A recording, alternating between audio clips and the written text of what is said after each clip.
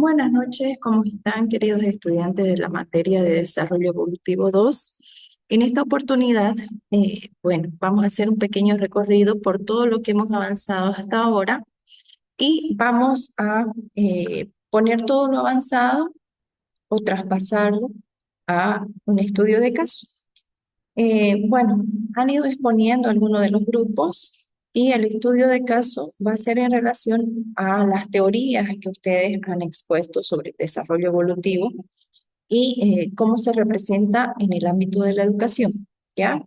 Esto es muy importante tomarlo en cuenta, por lo que ya hemos ido viendo, estamos descubriendo nuevas teorías y complementando con las que ya habíamos pasado en desarrollo evolutivo 1. Entonces, para la resolución de su caso, necesito que presten mucha atención. Voy a hacer un pequeño recorrido sobre el avance y lo que todavía cada grupo no ha terminado que no haya terminado de exponer, nos va a ayudar a entender un poquito cómo vamos a hacer esto, ¿no? Para esto me van a permitir que comparta pantalla, por favor, y nos vamos a ir a esta. Ok, espero que se esté viendo. Perfecto. Ya, vamos a hablar un poquito de las teorías fundamentales del desarrollo humano que hemos tomado en cuenta para esta clase, para este mes en realidad, ¿no? Les decía que todas las actividades que tenemos no podríamos haber avanzado si no profundizamos y entendemos las teorías de desarrollo, ¿no? Ustedes ya habían visto la teoría de Piaget, de Vygotsky, la teoría psicosexual de Sigmund Freud, ¿no? Pero ahora nos vamos a ir encontrando con otras teorías que nos van a acompañar a entender eh, cómo se desarrolla el ser humano y la importancia de esto, pero ahora también tratado desde el ámbito de la educación, ¿ya? Entonces, me voy a permitir hablarles un poquito sobre esta exploración que vamos a hacer. Algunas de estas teorías ya las han expuesto, ¿no? Entonces, vamos a ahondar en ellas. Vamos a empezar por una teoría nueva, muy nueva para nosotros, ¿no? No la hemos visto anteriormente, pero es importante, la de Bronfeld-Brenner, ¿no? La teoría ecológica. ¿Por qué es importante para nosotros, no? Porque nos habla de un sistema en el cual se desenvuelve el ser humano. Y todo este tiempo, mediante han ido exponiendo y lo que han ido viendo en distintas materias, el ser humano tiene un entorno, ¿no? Un entorno social, tanto sea la familia, en la unidad educativa, un entorno donde se relaciona con otras personas, ¿no? Entonces, él dice que el desarrollo humano ocurre dentro de un complejo sistema de interacciones ambientales, como les decía, ¿no? Puede ser la familia, la unidad educativa, los compañeros. Entonces, el individuo para Bronfeld-Brenner no se desarrolla de manera individual solamente, necesita interactuar con su entorno, ¿no? Y en esta interacción con su entorno es importante estos distintos sistemas de interacción, valga la redundancia, ¿no? Como les decía, ya sea la familia, ya sea su entorno inmediato, en el ámbito educativo, los mismos de sus pares. Entonces, eso es importante poder reconocer, ¿no? Y las personas con las cuales nosotros nos desenvolvemos y nos desarrollamos tienen esto, ¿no? La interacción con otras personas. Y cuando ustedes vayan a escuchar la exposición, nos van a hablar de un sistema de intervención, ¿no? Que lo vamos a ver más adelante. Entonces, tomar en cuenta que el entorno para el ser humano, para el desarrollo del ser humano, es muy importante. Vamos a seguir avanzando en este sentido. A la siguiente diapositiva. ¿Ya? Está tardando un poquito, tengan paciencia. Ok. Los niveles del entorno de profe Brenner, ¿no? Les decía que él decía que el ser humano no podía desarrollarse aislado, necesitamos de otro. Y claro ejemplo, que lo vamos a ver más adelante, lo voy a tomar en la clase que tuvimos eh, ayer, es el desarrollo, como nos indicaba Eric Erickson, de las distintas etapas en el que el individuo se desenvuelve, ¿no? Entonces, vamos a encontrar primero el microsistema, ¿no? El sistema inmediato, como les decía hace rato, la familia, la escuela, los amigos, el entorno que está más cercano a mí. Ese es un entorno fundamental para poderme desarrollar, porque ahí vienen las otras teorías a apoyar. Si hablamos de la teoría de Bandura, por ejemplo, como lo explicaban en el anterior grupo, es importante. ¿Por qué? Porque aprendemos del modelaje y tenemos estos entornos que nos ayudan a desarrollar y a crecer. Tenemos también el cronosistema, ¿ya? Que es la dimensión temporal, los cambios históricos y personales, ¿ya? Entonces, todo lo que me va sucediendo en cuanto me voy desarrollando, o cuando voy creciendo, o cuando voy madurando, conceptos que hemos tomado en cuenta en las primeras clases, ¿no? Eso es importantísimo. ¿Ya? Después tenemos el macrosistema, ¿no? Es ese sistema que nos habla de nuestra cultura, de nuestros valores, de las creencias. Podemos decir que nuestro desarrollo es en base al lugar donde nos encontramos. Vamos a tener un desarrollo específico si nacimos en la ciudad de Santa Cruz, si tenemos un entorno cultural este, de la ciudad de Santa Cruz, ¿no? Lo mismo, nacemos en el departamento de La Paz, en el occidente, tenemos también nuestras culturas, nuestros valores, ¿no? Entonces, en base a esas creencias sociales también nos vamos desarrollando como personas, como seres humanos.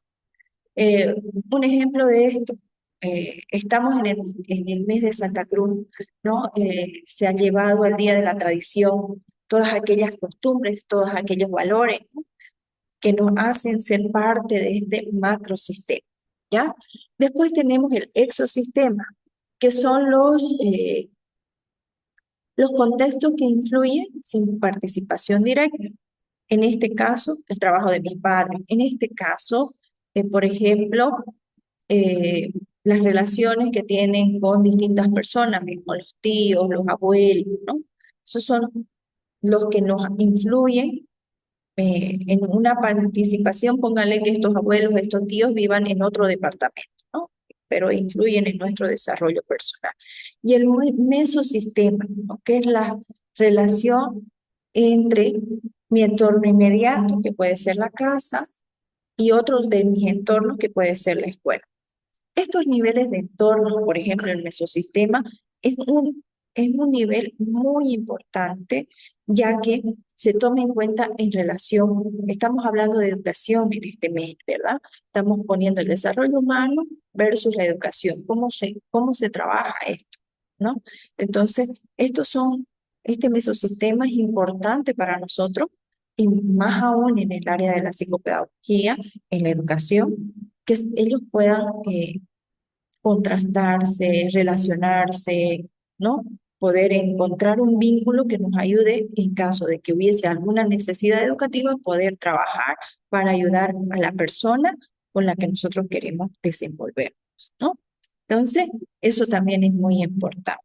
En ese sentido, eh, este entorno ecológico nos ayuda a entender cómo nos desarrollamos con nuestros pares, con nuestra familia, ¿no? Con todo ese entorno que es importante. Podemos decir que es muy parecida a la teoría de Lev Vygotsky, ¿no? Que nos habla de el entorno social y cultural. Entonces, puede hacer la referencia de. También tenemos el conductismo clásico, ¿ya?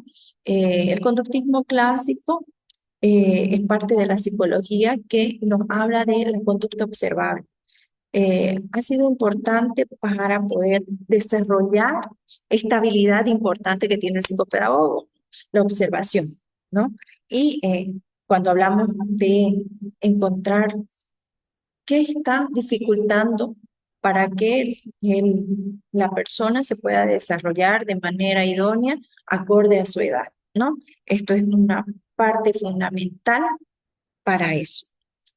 Entonces,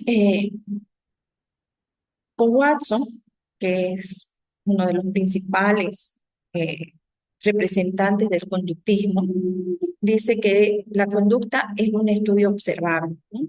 El comportamiento cambia a través de un estímulo y una respuesta, ¿no? Entonces, él abre las puertas para que, por ejemplo, ayer expusieron a Skinner, ¿no? Y hablábamos de reforzadores positivos, ¿no? Entonces, esto es algo que abre las puertas al conductismo. Y como les decía ayer, el conductismo no es malo cuando se sabe llevar y es necesario, ¿no? Porque después vamos a trabajar como futuros profesionales en el enfoque cognitivo-conductual, que va a ser importante para que nuestros pacientes se puedan desarrollar en ese sentido, dependiendo del paciente que nos toque transitar en ese momento.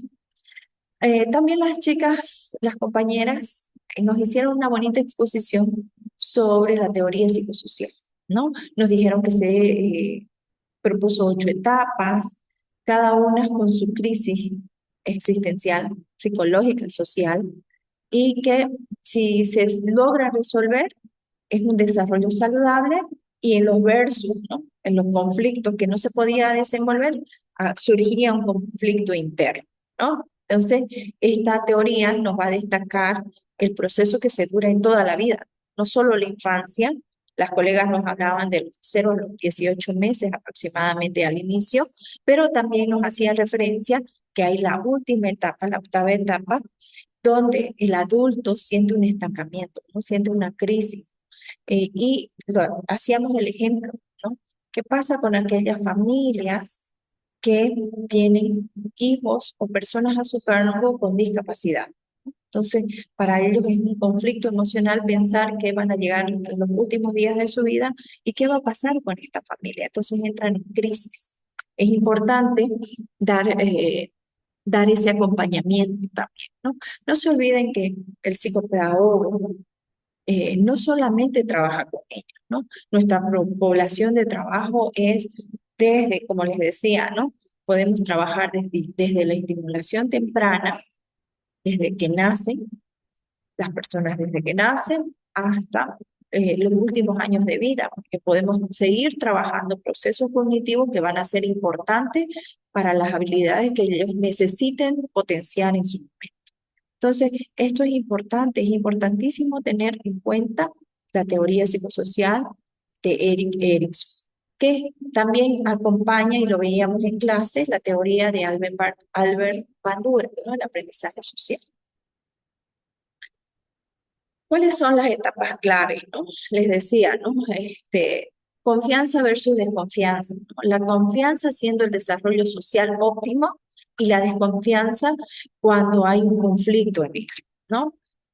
Aquí en esta primera etapa, las necesidades básicas satisfechas. Y ahí también me animo a que traigan a colación, a que se acuerden un poquito de la pirámide de Maslow, ¿no? La importancia de ver las necesidades básicas, ¿no? Del comer, de respirar, en este caso de estar limpios, ¿no? De haberse cambiado el pañal, de sentir ese abrazo con mamá. Un ejemplo de esto, por ejemplo, cuando están en una situación familiar y el bebé está con la mamá todo el tiempo, ¿no? Y viene alguien de afuera y lo quiere alzar. El olor corporal de esa persona no es igual al de mi mamá, que me da confianza, ¿no? Entonces, esto genera también un desarrollo psicosocial importante, ¿no? Después tenemos la iniciativa versus culpa, que está la exploración y el juego, los niños de 3 a 6 años aproximadamente, ¿no? Donde ellos hacen las cosas con mucha iniciativa y cuando pueden también sentir culpa, ¿no? Hablábamos del conflicto, en este caso psicosocial sería la culpa, ¿no? Entonces es importante. Por ejemplo, a los 6 años, 5 años, 6 años, ellos ya están yendo al kinder, al primero de primaria. Entonces ya tienen una iniciativa, ¿no? Y hay que trabajar esto para que no haya un conflicto en la etapa en la que ellos están atravesando. Después tenemos la identidad versus la confusión de roles, que es la adolescencia, ¿no? En la búsqueda del yo, ¿no? Nos hacíamos preguntas en clase de cómo influye que ellos tengan un proceso de crecimiento en esta etapa de desarrollo, de crecimiento, tanto físico, emocional. Hablábamos de que es importante que el ser humano es integral, ¿no? Entonces, el poder conocerse y reconocerse también para no tener esta confusión de roles. La integridad versus desesperación, ¿no? Está a largos pasos esta diapositiva, ¿no? Es poder reflexionar sobre la vida, ver a dónde ha llegado y no desesperarse, que la desesperación sería el conflicto, ¿no? Ahora vamos a hacer un recorrido por el psicoanálisis, ¿no? Y el desarrollo psicosexual. Si bien Freud nos introdujo el modelo estructural de la mente, el ello, que era lo instintivo, el yo, la razón, y el superior, lo moral, que lo habíamos visto tanto en escuela psicológica, que lo hemos visto en desarrollo evolutivo 1, pero esto es importante para ver cómo se desarrolla el ser humano en estas etapas psicosexuales, ¿no? Que nos van a dar pautas para ver cómo se está trabajando esto, ¿no? Entonces, un ejemplo así cortito que ustedes van a seguir desarrollando en las exposiciones que aún falta es la etapa oral, que es la etapa de placer, que hablamos sobre el placer que se tiene en la boca. Un ejemplo de eso es la succión del pecho al momento de tomar leche materna, ¿no?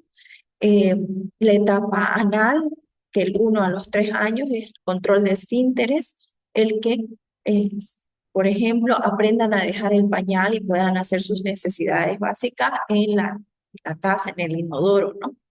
Entonces, eso también es importante y se tiene que trabajar paulatinamente y se tiene que respetar, ¿no? Su ritmo de aprendizaje, su entorno, ¿no? Aquí hay que trabajar mucho en ese sentido. Y la etapa fálica, entre otras, ustedes tienen más, ¿no? La etapa de latencia, ¿no? Y todo esto, que ustedes van a ir desarrollando en las siguientes clases. En la etapa fálica tenemos a los niños de 3 a 6 años. Aquí nace el complejo de Edipo y el complejo de Electra, ¿no? El complejo de Edipo, que está centrado en el enamoramiento de los varoncitos hacia la mamá, que esto es muy normal, que habrá que trabajarlo si es que existe un conflicto, por ejemplo, de que no quiera que papá se acerque, que no entienda, ¿no? Y vea como una rivalidad de esto. Y el complejo de Electra, que este complejo será del enamoramiento de la niña con el papá, ¿no? Y como al igual que el del niño con la mamá, si hay un conflicto, habría que trabajar en ese proceso. Ya, nosotros es importante reconocer que el psicopedagogo tiene que entender todas estas etapas, si bien son psicológicas y sexuales que nos ayudan a entender el desarrollo de la persona.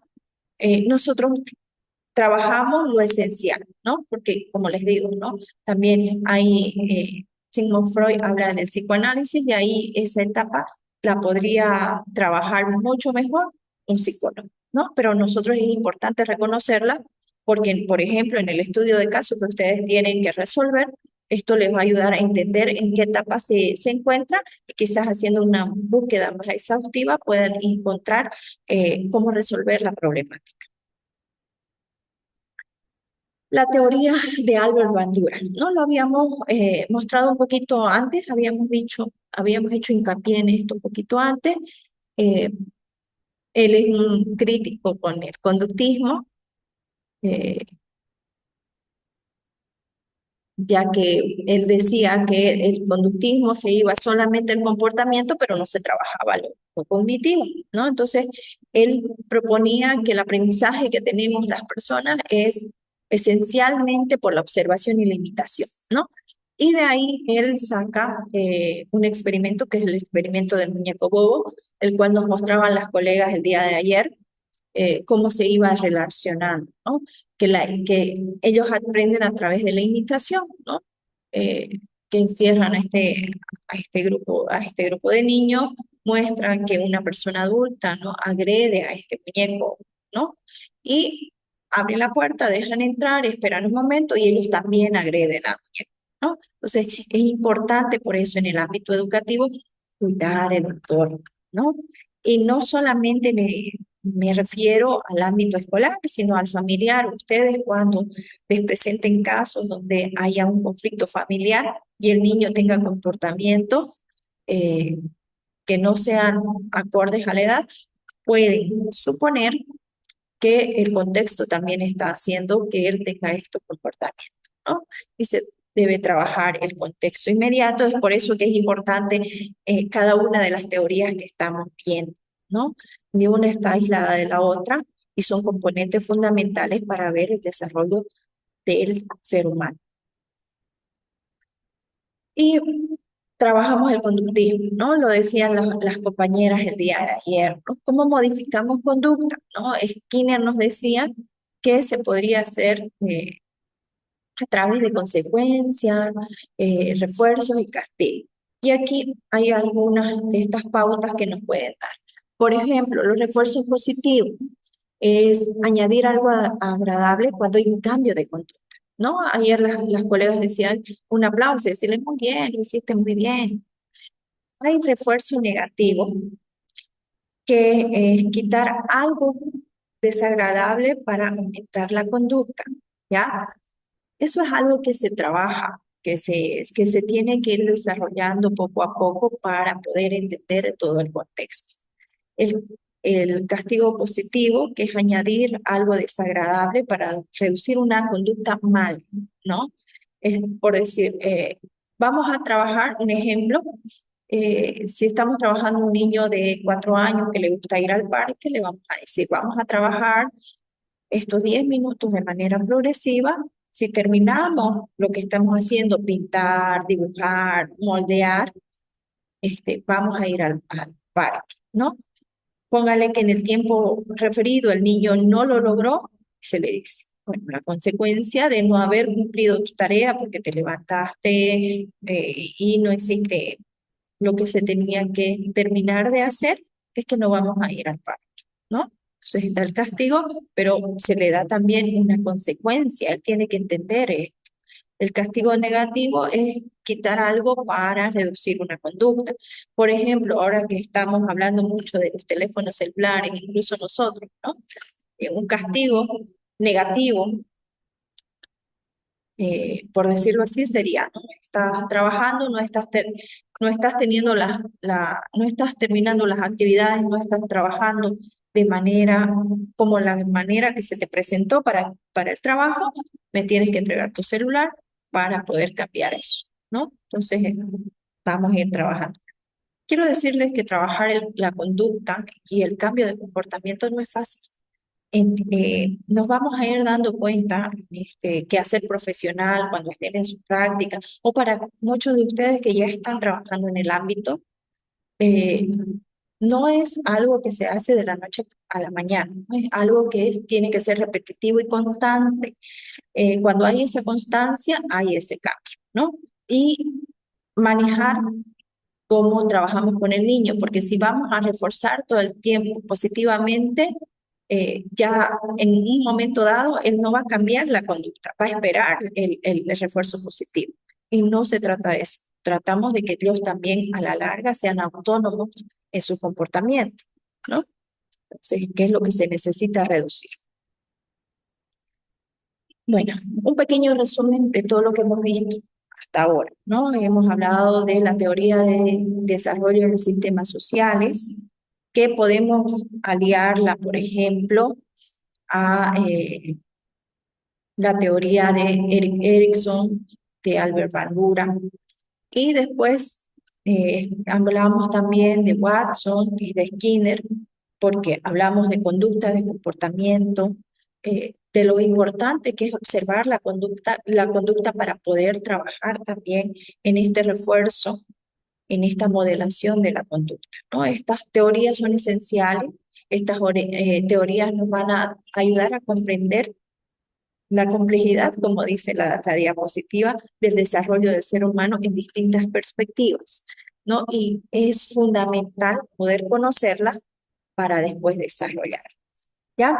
A partir de este pequeño recorrido que les estoy haciendo ahora, es que tienen su trabajo para realizar, ¿no? Por favor, para que lo suban hasta las 10 de la noche. Es un estudio de caso, ¿ya? El estudio de caso está en la plataforma, ¿ya? ¿Y qué es lo que pido que se haga en este estudio de caso? ¿Ya? Identificar el caso tiene un contexto, ¿ya? ¿Dónde se realizó? ¿Quién es la persona? Es una descripción clara del caso. Persona a la que nos estamos refiriendo, el contexto en el que esta persona está y la situación principal o la problemática en la que esta persona se encuentra, ¿no? Y lo pueden hacer así, ir paso por paso. Identifican el caso y pueden ocupar todo lo que ustedes han aprendido en las otras materias, ¿ya? Pero la resolución quiero que la basen específicamente en la teoría que ustedes han desarrollado, ¿ya? Si bien yo les he hecho un recorrido, sí, pero me gustaría que puedan acoplar la teoría que ustedes han presentado con el caso específico, ¿ya? Y el día jueves vamos a hacer una interrelación y nos vamos a dar cuenta que desde distintas teorías se puede plantear un caso con una resolución más compleja y mucho más dinámica, ¿ya? Que lo vamos a hacer el día jueves. Y de ahí entramos al análisis del caso, que es explicar los antecedentes o las circunstancias que llevaron a la persona a esta problemática, ¿no?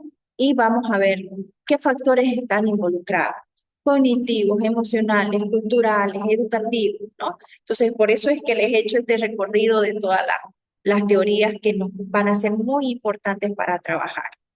En relación a esto, también vamos a hacer, como dice aquí, el análisis del concepto de la teoría estudiada, de intervención y la resolución, ¿ya? Ya nos vamos a proponer una estrategia de intervención basada en nuestra teoría, ¿ya? Y explicar cómo la pondríamos en práctica, ¿ya? Una o dos esencialmente, ¿no? Y de ahí presentar una posible resolución del caso. Si les voy a poner algo ficticio, si Juancito, que tiene un comportamiento, nos tira las cosas que no se sienta, nosotros a través de la teoría de, de Albert Bandura, por ejemplo, que es el modelaje, lo sentamos con otros compañeros que se comportan mal, que son más estructurados. Nosotros como maestros hablamos con los papás, les pedimos que ellos trabajen de manera distinta, bien comprometidos, ¿no? Y que se puedan cambiar algunas acciones que hay en la casa que están interviniendo, va a haber ese cambio, ¿no? Y esperamos que el cambio de comportamiento de conducta de este niño se dé a través del entorno, ¿no? De todo lo que nosotros hemos podido trabajar, ¿no? Esa sería la resolución del caso. Bueno, eso es lo que se les pide que trabajen. El material va a estar en la plataforma, también lo voy a enviar al grupo de WhatsApp para que podamos trabajar, ¿ya? Cualquier pregunta o duda, por favor, me escriben al grupo de WhatsApp.